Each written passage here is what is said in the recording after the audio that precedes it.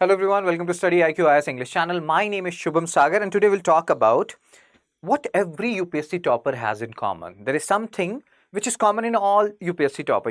Optional subjects vary, the number of hours they study, that varies, and the background they came from, somebody like so many of them are engineers, then people come from arts background, different subjects, all these things vary, but there is one thing which is common in all of these UPSC topper. I will tell you, be with me and you will understand where I'm going with this. First of all, let's have a look at this pre-syllabus of UPSC: current events, history, world geography, polity, economy, general issues on environmental ecology, and like that do not require subject specialization. Don't be fooled by these words. They do require some amount of subject specialization, especially environment, because IAS and IFS pre, that is common. Then you have science. So you have to, this is your pre-syllabus. You will understand where I'm going with this. Be with me and let me show you certain more stuff. So this was pre-syllabus. Then the mains exam syllabus, there is something like, they will tell you there are different papers, your essay paper, GS mains paper 1 to 4, and then you have your optional paper 2 paper, compulsory languages paper, and here UPSC has talked about certain stuff. Let me show you something more.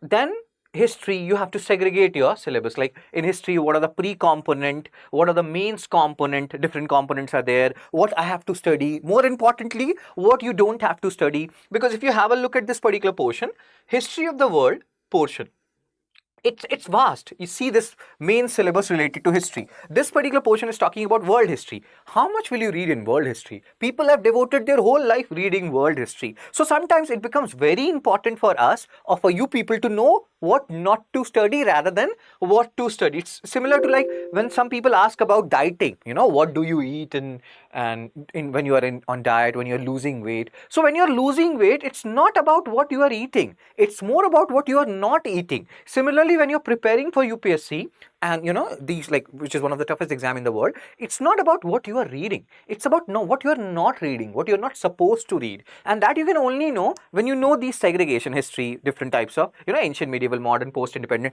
Here I'm not there to teach you history or to tell you about these segregation. That is for a different time period. Here we are talking about something which is common among all toppers, and I'm showing you, and then you will realize where we are going with this: history, post-independent, world history, art and culture. What are the things which are important? Let's say you're talking about world history, World War I, World War II, Industrial Revolution, etc. All these things are important. What are direct questions? What are indirect questions which are asked by UPSC? How we can deduce answer of these questions when it comes to pre-mains? Do we have to read world history for UPSC pre? What is the answer of it?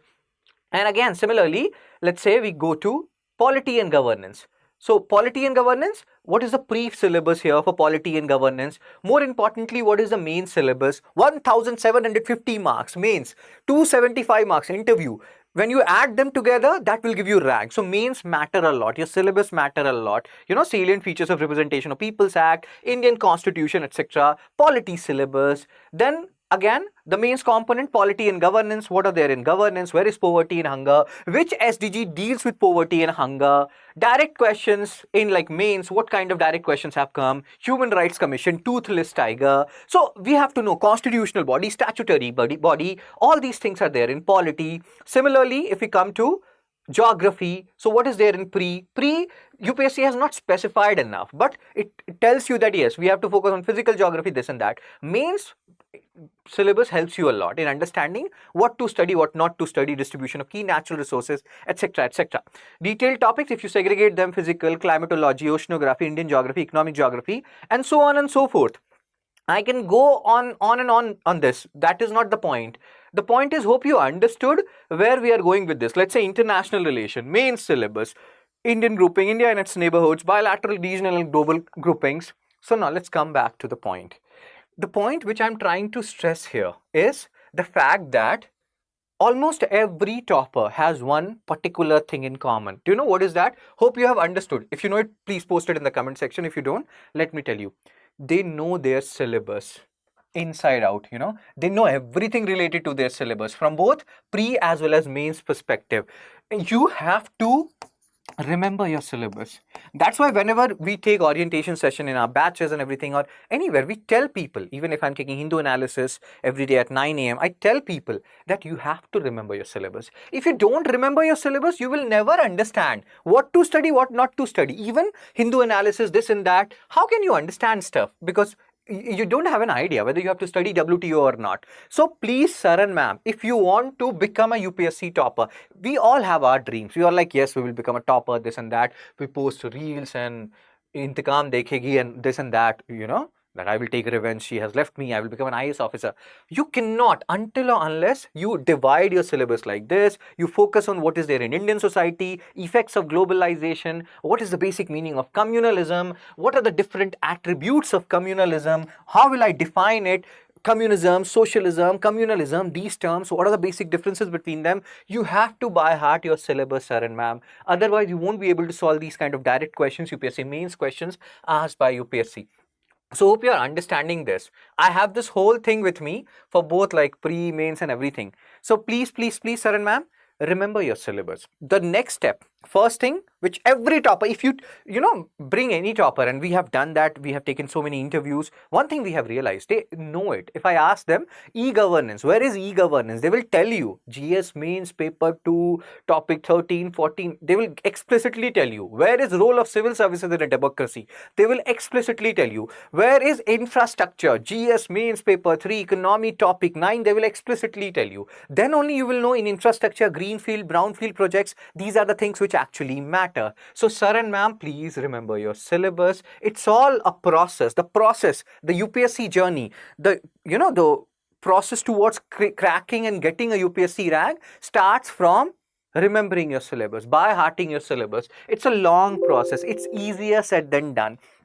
And it's a time taking process. You have to focus on so many things and paste, like what you can do is you have UPSC notification with you and take out the hard copy, like wherever the main syllabus, the pre-syllabus is there, take out the hard copy, take out the printout rather, take the printout of the syllabus like main syllabus, Indian economy, you can see here, paste it on your wall. Keep on looking at it, inclusive growth of all sections of society, leaving no one behind. The more you look at it, the more you'll be able to remember, the more you'll be able to understand what to read and more importantly, what not to read when it comes to newspaper or anything which you are reading. Very, very important, sir. And that's why I'm showing you these things. And then once you're done with the syllabus, you remember syllabus, then you have a look at the PYQs. This is the second most important thing which every topper does. They know, like GST, it has been asked multiple times, so it is important. Demographic dividend, it has been asked multiple times, so that topic is important. So after you mugging up your syllabus,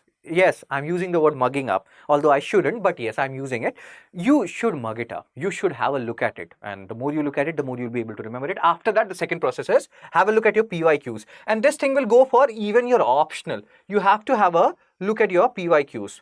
And you can segregate it like this. You can divide, and one thing is paste GS mains paper 1, 2, 3, 4 syllabus on your wall.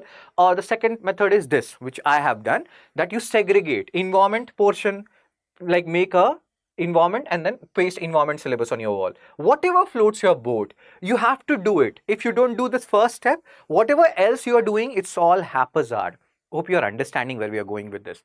So this is what I was supposed to talk about, and this is what this whole thing was all about, that the beginning of your UPSC journey or the starting of this whole path has to happen from your syllabus and then PYQs. Once you're done with this, then do something else.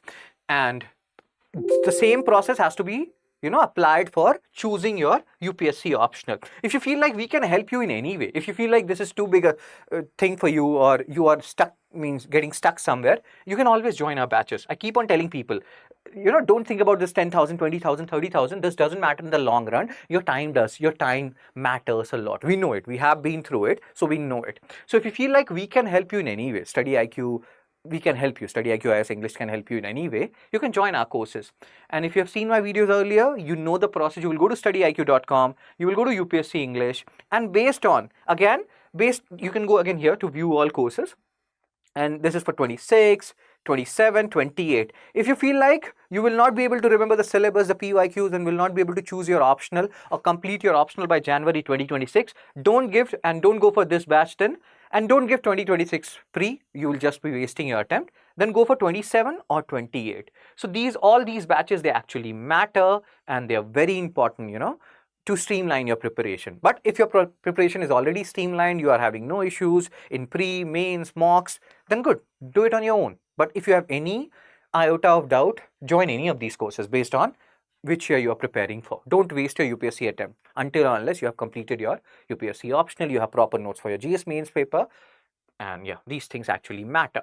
So you can join these courses. The process is, I think I have told this thing multiple number of times. If you have seen my videos earlier, you will go to buy now. There are different variants of these courses, diamond, platinum and gold. Based on what you want, you can pick any of them. The prices will reduce by 7,000 if you apply my code, that is SHS Live. These codes, Guru only for today, India, etc. The prices will reduce by 6,000.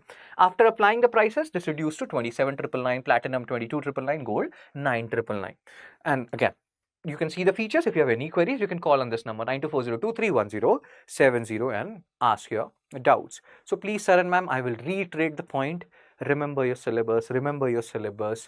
Have a look at the PYQs, and the same process you have to follow for your optionals. Complete your optional by January 2026 and then think about giving UPSC pre-2026. But from right now onwards, prepare like you're giving 2026, then you will be doing things in a faster manner.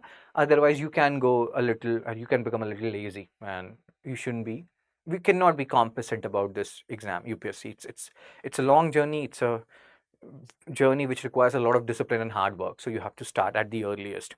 So that's it from me. If you have any queries, comments, etc., you can always join my Telegram channel, Fun Study with Shubh, and any queries, you can even search me on Google, you can find me on LinkedIn, and you can send me a personal message. Anything I can be of any help to you, I would be obliged, I would be glad rather. So yeah, take care, be blessed. I will see you soon.